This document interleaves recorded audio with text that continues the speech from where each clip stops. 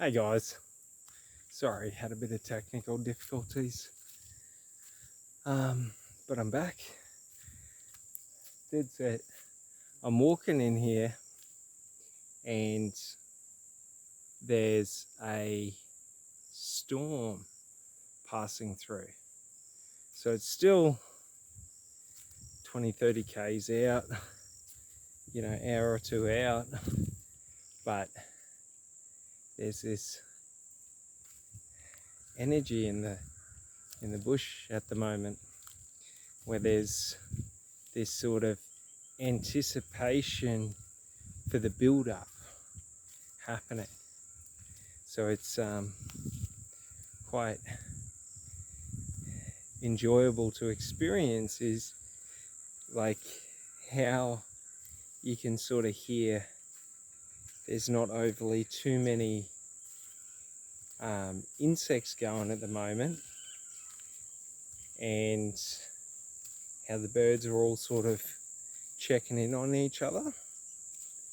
So it's just funny because like so much when I'm in my day-to-day life in society, so much of that is missed. I don't get to experience it. And it's sort of like we don't even realize how complex it's so nice. But we don't even realize how complex the language of animals is and their communication and stuff like that. Like, we got to understand within us, human beings, okay, 80 to 90% of our communication is non-verbal. So it's not the words we say. So we think of like communicating and conversating and all of this as being just the words we say, and that's what gives intelligence. But we transfer different emotions and different like not memories, but we convey meaning through tone. So if I was to say something to you in an alarmed, endangered tone, you will see a visual representation of whatever alarmed and dangerous means for you. So, and this is funny because this is why how other people speak can trigger us subconsciously. Have you ever noticed you just react to what, like how someone's saying something, not what they're saying? And you're like, for me, like I'll understand, but the way that they're talking dictates I have to respond in a certain manner. So for me, if I'm talking to someone and they, like, if I'm telling you a story that happened to me of something that happened, say someone called me a fucking idiot in the line or something like that, and I'm telling you, and then you take their position and start defending their actions, like there is no option but for me to challenge that. Like if you take someone else's side, it's like you're positioning yourself against me.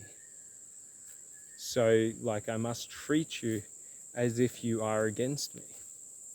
So, and like in close relationships, I've had people who do this, and what it does is, for me personally, if I'm telling a story and someone takes a position against me, I get aggressive. Because if you weren't there and you don't know, yet you're doubting what I'm saying, you're doubting the validity of my thought process. So like, it fucking pisses me off. and I become aggressive.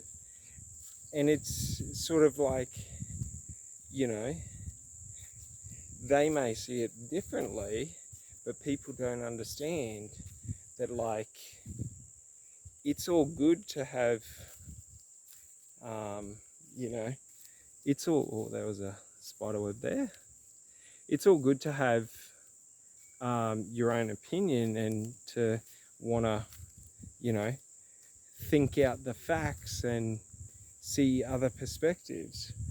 But in a gunfight, if you take the side of my enemy, like, I have to treat it as if you're going to aid my enemy. So, like, in that metaphor, if we think about it like this, like, if Jesus, a branch came down, either that or Bigfoot's out here. I always wondered if, you know, I don't think it'd be cool, but, like, it'd be wild if, like, you know, those cryptid creatures were real, but likelihood is quite low.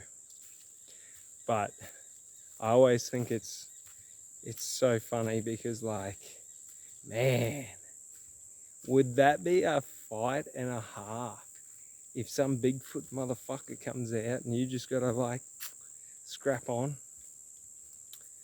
And it's so funny because, like, it all comes down to the mental,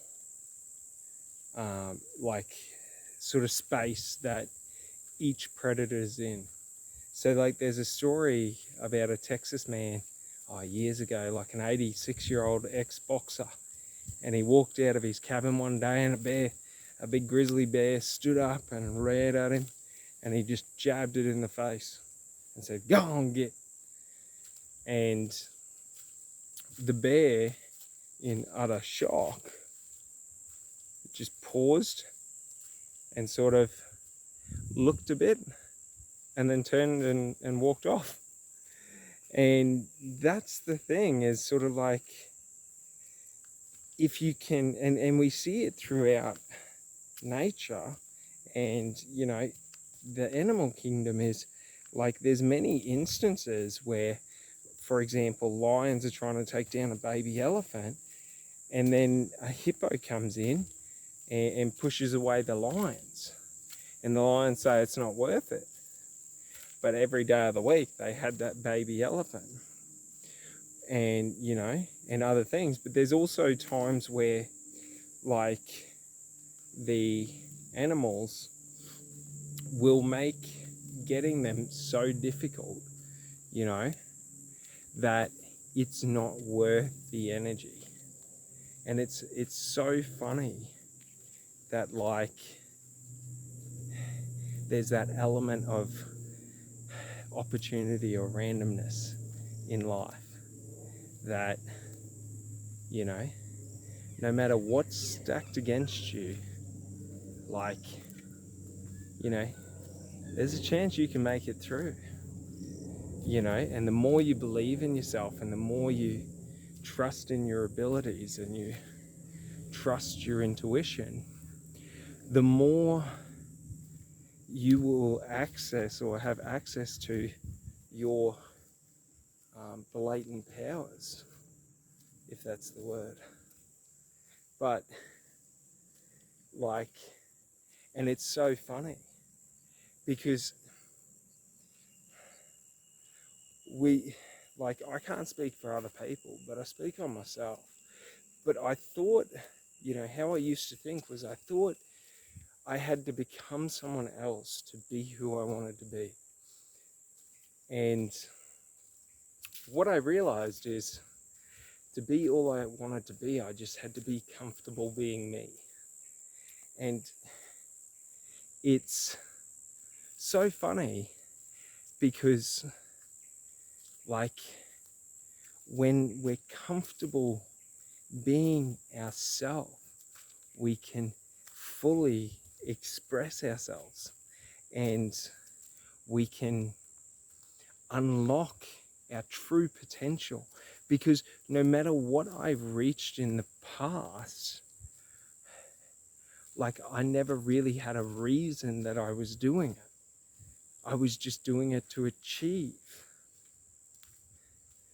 And the funny thing is, when we finally understand the lesson that there is nothing to learn to become who you want to be, all you have to do is accept who you are and be the best version of yourself and who you can be. And it's so funny because it takes nothing to do that. And that's the thing in life, is the right path will always be the path of least resistance. The path that is meant for you is the path that is easiest for you. Now, this doesn't mean this is the path with least actions to be taken. No. This means the path where each action taken lights you up and makes you feel on top of the world and unstoppable. It's the path that leads you to the dream life that you want. And the funny thing for me personally is this is my path. I enjoy, I love talking on ideas and thinking and solving problems. And I love nature, even though I get a bit paranoid about snakes and spiders, because right now, if I was bitten by a snake or a spider, it'd be a sucky time. But the thing is while that is a possibility, I don't have to entertain that. I can just be aware and alert, but be focused on the good. And that's the thing when what I realized is when I learned to truly accept myself and value myself and choose to do what I want in life, it's effortless, while there may be, difficulties and it requires effort, it's something that will, it embodies and empowers me. Because as you'll see in a minute, what I love doing is seeing these magnificent sights and going out there, but also just being able to do and think of what I want and talk of what I want. And I don't want to have to worry about bullshit in society. I want to be out here enjoying the absolute majesty of this. Look at that. How magnificent is that?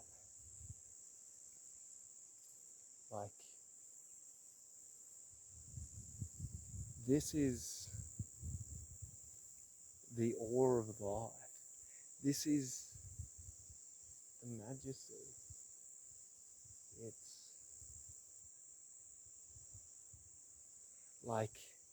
it is so vast, yet so tranquil. There isn't chaos about. That's the funny thing. In life, the right way is the peaceful way. It's the tranquil way. It's, it's the way that makes you feel the best, the way that makes you, inspired in life. And it doesn't have to, the problem is with me personally in the past, I used to need to validate it with other people's metrics. So like for me personally, when I see a site like this, I know I'm living a good life. You know what I mean? Like, there is so much life that is happening there. It makes like human society seem insignificant. Like, you know, it makes the like, and it's like when you think of the universe and how that makes life, you know, a little bit more, like it puts it into perspective, because like those mountains were formed millions of years ago. Like, we always wonder what is like how to find like ancient things and all of that, and we have such obsessions with like ancient history, but like I can bet you that tree is probably older than Australia's history. And that's a crazy thing, because what we understand as the passage of time, or you know, our presence is so minuscule in the context of like everything else in life. Like, the wind doesn't really have a time that it dies. Like, it just goes until it doesn't go, you know, just like we go until we don't go. And like, you know, a tree just grows until a tree doesn't grow anymore. There's no meaning in why it grows. It just grows because in its genes, in its DNA, is the genes to grow. So like, that's one thing that I like to really work on and think of, is with me personally, like how insignificant like I am in the grand scheme of things, because my experience, or even my like ability to comprehend and understand experience, is so limited. It is so um, like not refined, but like I can only understand in context of the physical realm, whereas life, as we can see, is multitudes of layers deeper than just physical reality. So like, to understand that means this experience is only a small portion or taste of what real life is, of what everything is. And, you know, that's one thing I love, is that I believe there's genetic markers within us that when we're in, you know, nature, that when we're in these places, when we see these things, that it reminds us that we are a part of it all. We're not disjointed from it all. Like, if there was a heaven, everything goes to heaven. If there was a hell, everything goes to hell. Like, everything would be simultaneously in heaven and hell. Because, like, nothing is but the rest. Like, nothing can be one or the other. It's always a mixture of both. Like, there is no good or bad. Like, what, you know, I might take an action to steal a loaf of bread from you, and you might say that's bad. My motives for taking that bread might be to feed a family. You might then think those motives are good.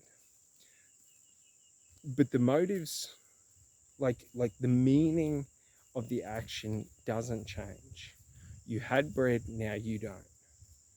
So it's not that there was any meaning in the action in context of like me taking bread from you, like it didn't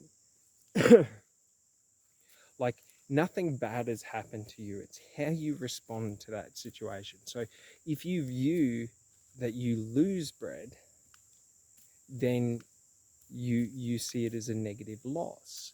If you view it as you've given the bread freely, you view, or even coercely, but you view it as like you've given it away. It's a completely different set of emotions and chemicals that are released into your body depending on the way you view it. So for different things in life, it's important, like for me personally, to look at, you know, how do I always see it as everything is a gift? So no matter what happens, everything is a gift. So no matter how much, and the way I like to put this is, I'll tell you a bit of a story about one night of my life that was pretty funny. So, you know, and it's not funny because, like, you know, to majority of people, it probably sounds like a sucky time. But basically, you know, everything bad that could happen to me happened to me, you know, and this will show you the context of my life. My life is pretty easy. But basically, I had the week before met this South African girl that was like a 10 out of 10, and she was into me. So, you know, after a week of trying, whoop, I got her to agree to a date. And she was down in Brisbane and I was on the sunny coast. So, you know, being a hot girl, what I decided to do was dress up in a suit and try and be a really nice person and a nice guy, and, you know, curb all the loose unit side of me. And the funniest thing was, you know, after dinner, after some drinks, she just said, "I'm not really into you. I think you're kind of boring." And I thought that was so funny because I was like, "You don't even know me, mate." But, you know, so, you know, it ended in disaster. And it was all because I was trying to be someone who I wasn't. And, you know, in the heat of the moment, I was a bit emotional. So I decided, you know what, like, I'm not going to let this night be ruined. So I'm going to go back and go out and party some more. So, like, I was a bit emotional and a bit upset and a bit pissed off. So I decided I wanted to get to the clubs on the Sunshine Coast a bit quicker. And yeah, I progressed to drive at 140k an hour, and I overcooked my engine. So basically I parked it up, and I wasn't even thinking. I was pretty pissed off at the time, and I basically went out and had a all right time, went home, came back in the morning, engine was, you know, cooked, the fan belt had seized, and yeah, car was a write-off. So, like, I was later that day sitting on the beach thinking, and it's like, on the scale of things, like if you said the worst day of your year was a girl wasn't into you because you were trying to be someone you weren't, and you broke your car, like, is it really that bad? Like, can anything really go wrong for you? You know what I mean? So, like, it's in being able to shift the perspective and really just focus on and look at, like, I always use, like, if you had to come up in a true situation where, like, let's say you had to come up in Africa, and, you know, in rural Africa, like, it's going to be a much more difficult upbringing than any upbringing in the West. I'm not stating a claim or anything, but, like, there are just different expectations and different levels. But it all comes down to the perspective of what people say and what people believe. So to majority of people, like, if an American comes over to Australia, like, you're going to be bloody terrified in a situation like this, because there's about 100 deadly things that are around you that you just don't see. Like, there's danger all around you, and there's drop bears. Where are they? No, that's the funniest one, the drop bears. I got a tattoo on my back of a drop bear, a tramp stamp for losing a bet. But it's all right. He's got a Chinaman's penis and some rape tape, which is duct tape. But, like, the thing is that, like, because, like, different cultures and different, religions and stuff like that, and belief systems have these different viewpoints, a lot of it is seen as normal. Like, for me, it's normal to have, deadly animals around me. Like, don't get me wrong, I don't feel comfortable. Like, if I saw a brown snake next to me, like, I'm not going to feel great about that. I'm not going to be, asking him to the ball, asking him to the party. Fuck that. Like, but I can deal if a brown snake comes out, I understand how to interact with it. And that's sort of one of the big importance of these cultural belief structures, is they help us to cope and, get through life and deal with life. But the problem is they're also quite limiting if we allow them to become the only source of belief or source of information. So, like, it's important for us to understand what they are and the meaning behind them and why they're there. And this goes into culture and tradition. It's important for us to understand culture and tradition and to understand why it's there and what it's for, and the importance of it. Like, the importance of Remembrance Day is to remember the sacrifice of war. It's to remember the cost so that we're less likely to progress into it. But people don't see it these days like that. They see it as, remembering the heroes, the glory of war, because that's how it's been painted. But, like, all those who fell in previous wars are the foundation for our society today. So we've got to understand and respect that, they gave the ultimate sacrifice, which was one that wasn't of their own. So, like, it's important to understand why there's a need for the respect of it, but we should be also understanding the importance of the lessons of it.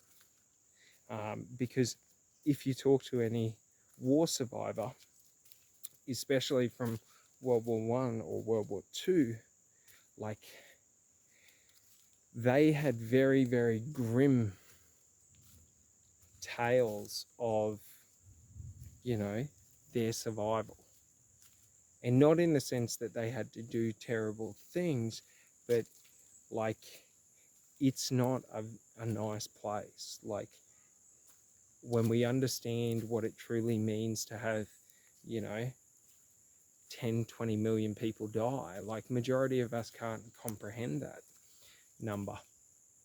But we, so it makes it a bit easier to, when we hear 10 million, but if we saw 10 million bodies, like, our mind would shatter. So, like, yeah, it's very important to remember.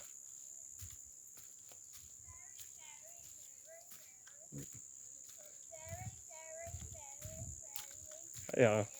How you doing? Yeah, good. That's right. Seems like a storm's about to roll in. Yeah, I think so. Yeah.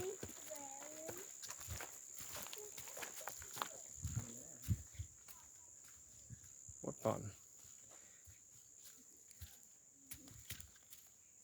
And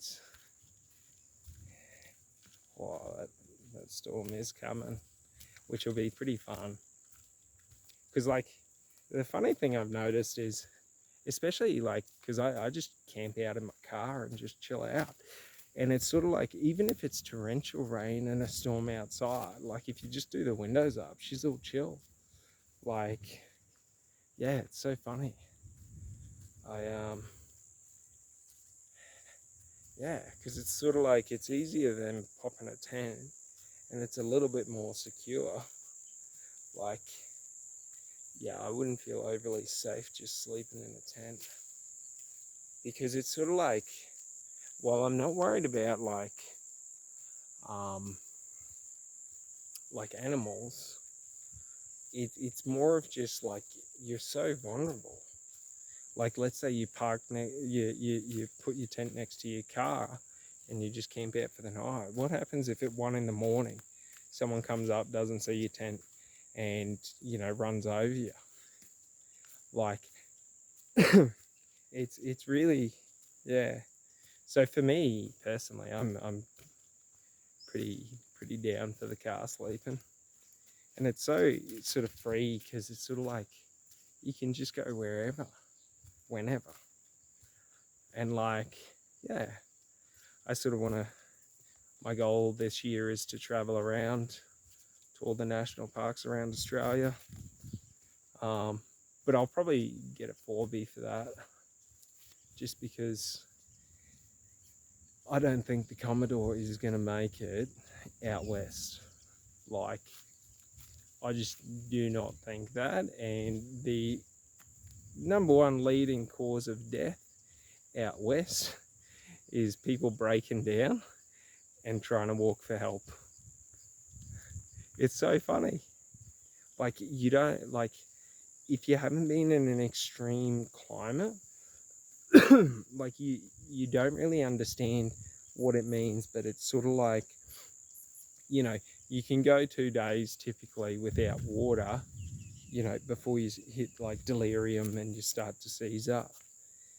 Out in the deserts and stuff, you can, within hours, if you overexert yourself in the sun and you lose all your water, like, you'll dehydrate yourself at a rapid rate. And it's sort of like, when there's no trees, when there's no shelter, most people, when they're going for help, like, once you start, you might get 10, 20 Ks in, to a 400K journey. But, like, by the time you, like, get your first 10, 20 Ks in, you could potentially be in serious health danger. So, like, yeah, you just got to invest into better equipment. But, like, then you see people who are prepared, and they can either run or cycle across the desert. So, it's all like, it's not a dangerous place if you're prepared. It's sort of like winter climates. If, like they say in Sweden, there's no such thing as bad weather, there's only bad clothing, or poor choice in clothing. And you know, it's quite important because, like, what it says is that, like, you know, it's only misjudging the weather that causes the discomfort, not the clothing. So if you've got adequate clothing and the right clothing on, it's perfect weather. But if you don't, then, you know, it's, you know, it can be dangerous. Like, don't get me wrong, like, son of a biatch. Like, don't get me wrong, like, there is, you know, times and moments where, you know, slightly bad weather can become extreme weather.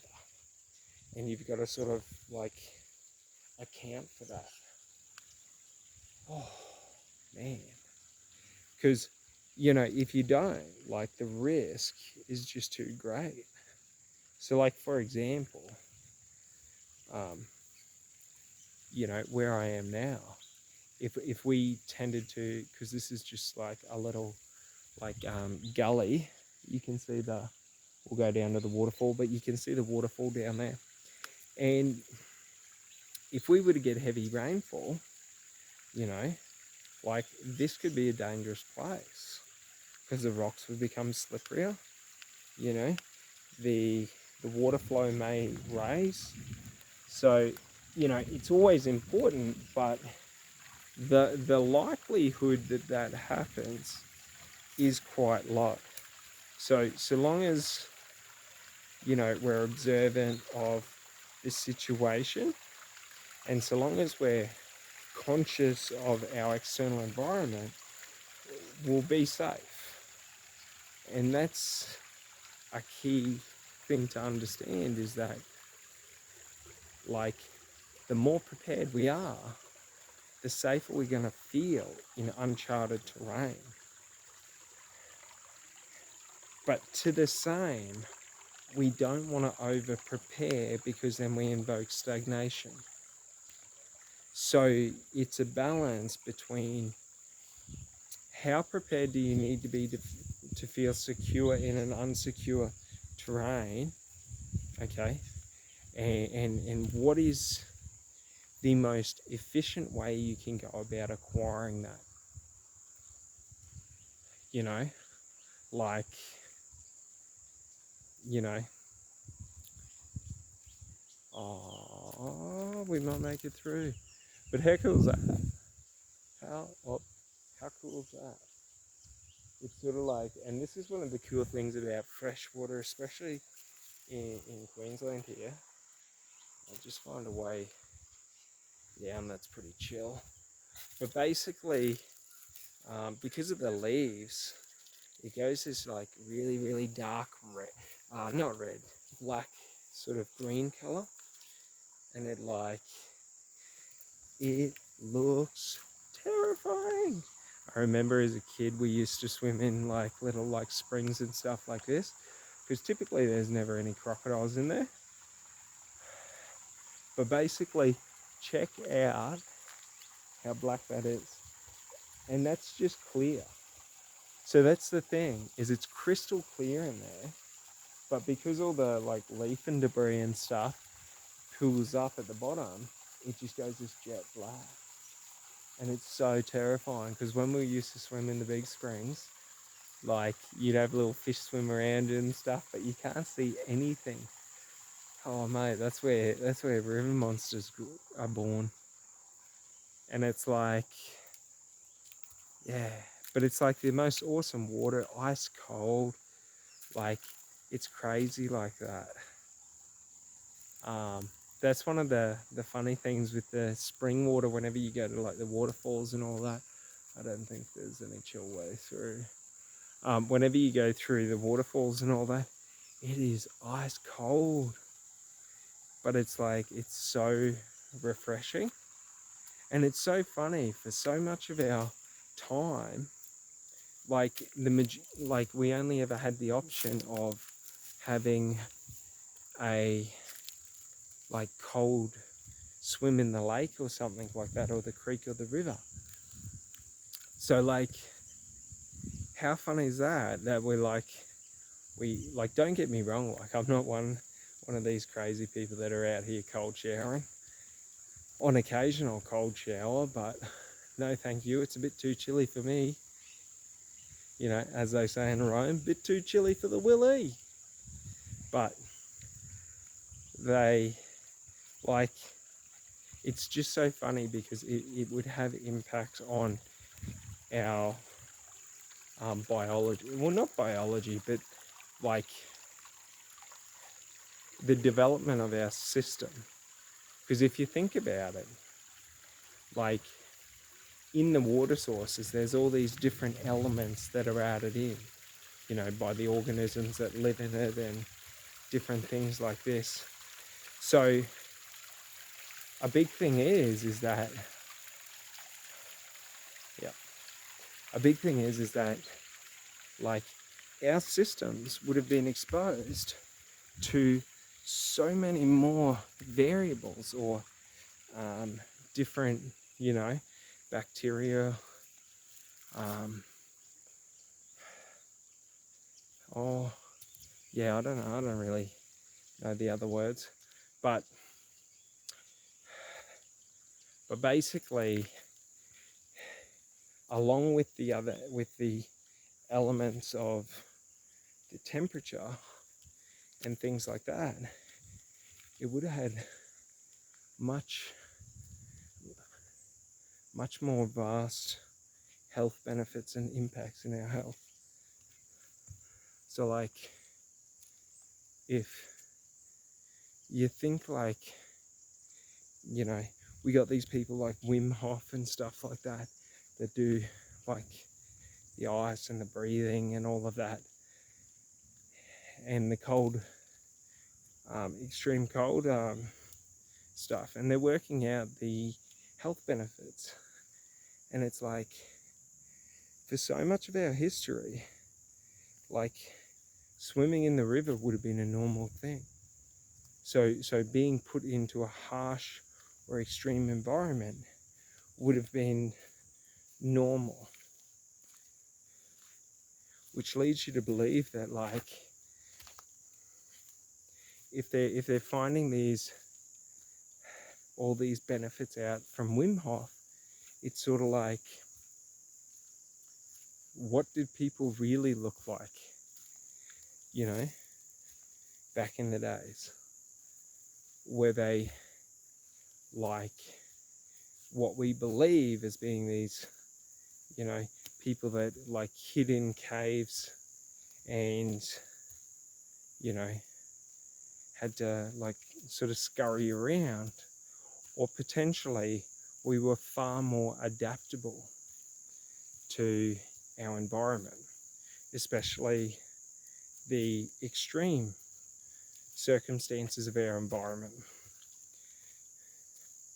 But because our bodies for, you know, generations have been within, you know, comfort and luxury in the context of, you know, we haven't had to experience too much in the way of extreme environments,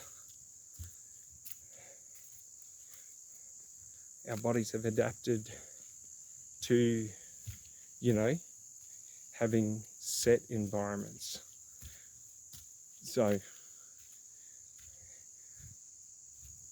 what I personally believe is that by exposing ourselves to different environments, we give our bodies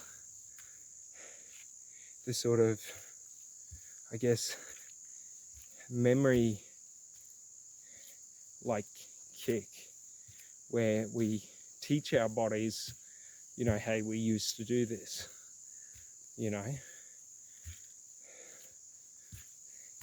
And when we do that, our body sort of starts to understand and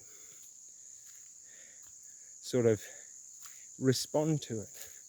And we see this in all of the